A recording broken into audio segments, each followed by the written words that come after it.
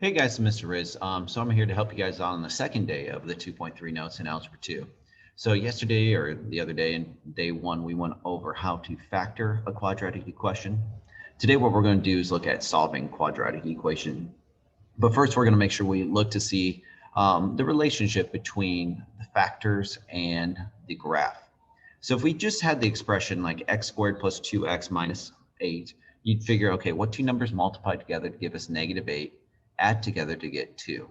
And you'd think, okay, that would be a positive 4 and a negative 2. So we'd get an x plus 4 and an x minus 2. Now, if we look at the graph of the equation, how does that relate to our factors?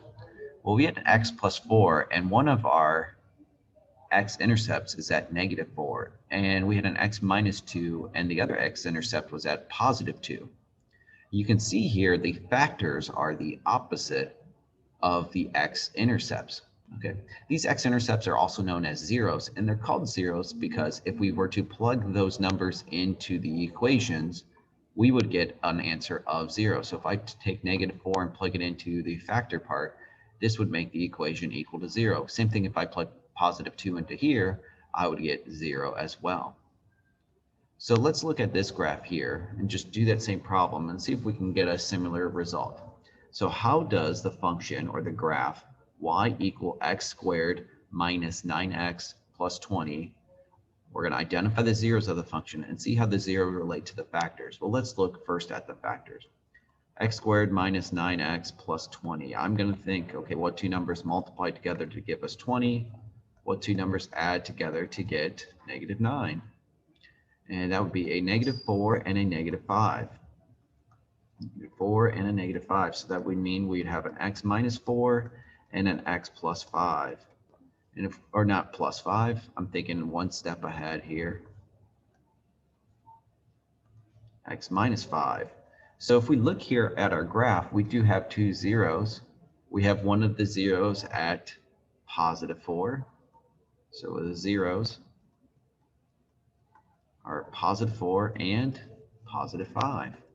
And how do they relate? Well, if we were to plug those in, that make it 0.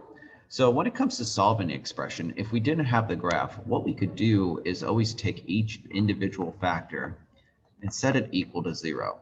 And so I could get, okay, add this one here, that means x would equal 4, and I could set this equation equal to 0, and we get x equals 5.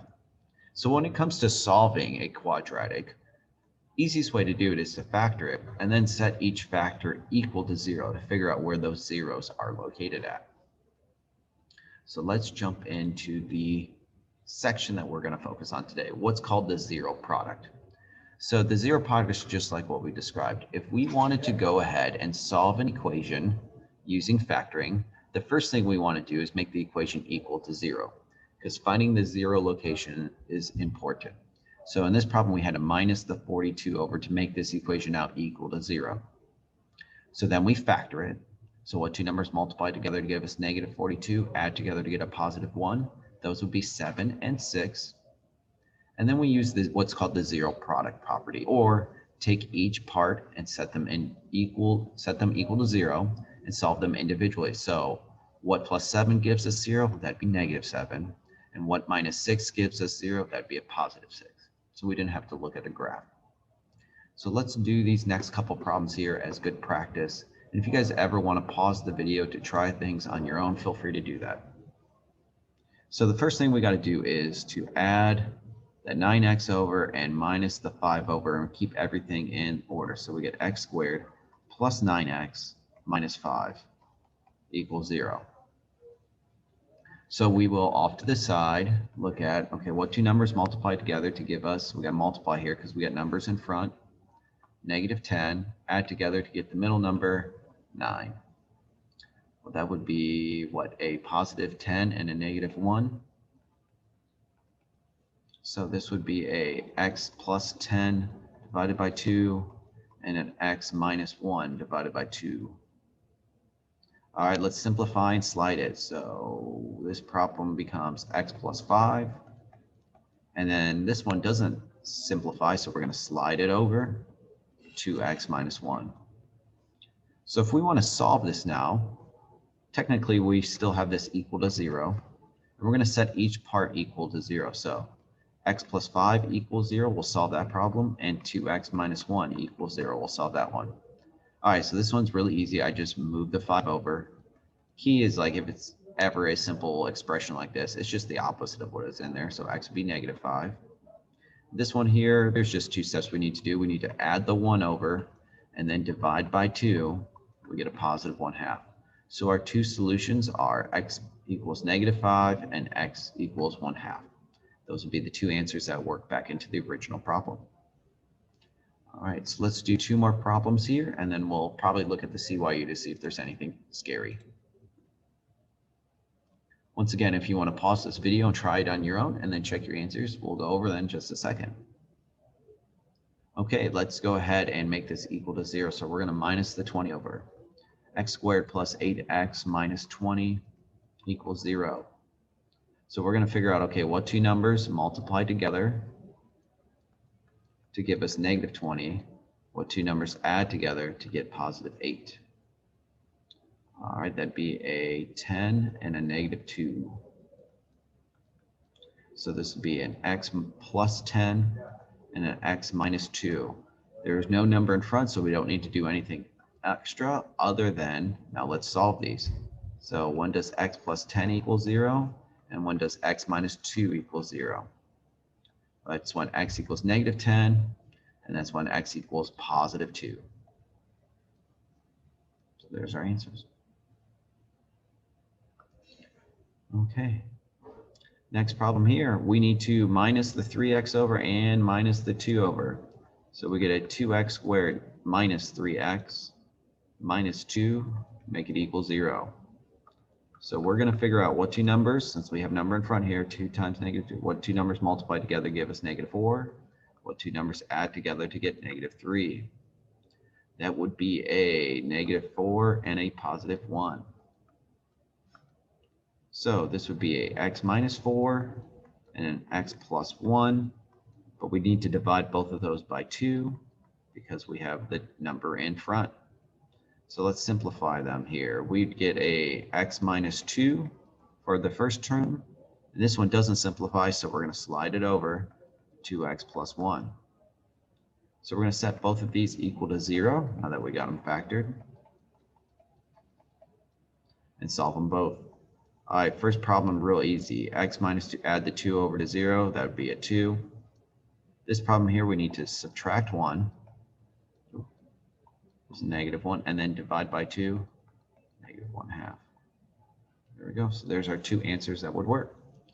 So I believe, yep, this one just ties into what we're going to do next. So let's look at the CYU for tonight and see if we have any concerns. So we got 2-3 CYU2. Let's go ahead and preview that. See what we're dealing with. Anything that looks scary. All right, so a couple of these here are very easy, and just want to make sure, like, this problem that I gave you at the beginning here is already factored out and set equal to 0. So we don't need to factor this at all. We're just going to set each part equal to 0. So it's already, like, the first 3 steps are done for us. Just make x minus 9 equals 0, and then x plus 4 equals 0. So this would be x equals positive 9 and x equals negative 4. I guess the one thing it does say answer from lowest to highest. So negative 4 is the lowest and positive 9 is the highest. So be careful with those ones. So if they're already factored, just set each part equal to 0. Alrighty, let's do this one here because this one looks a little bit different from what we've been doing. So we're going to minus the negative 5x over. So we'll add 5x over. So we get x squared plus 5x equals 0. Well, normally we have 3 things. And we can always add the third thing here, the plain old number, by just saying x squared plus 5x plus 0 equals 0. So we got to think, okay, what 2 numbers multiply together to give us 0? What 2 numbers add together to get 5? Well, that'd be 5 and 0. So this would be an x plus 5, and this would be an x plus 0.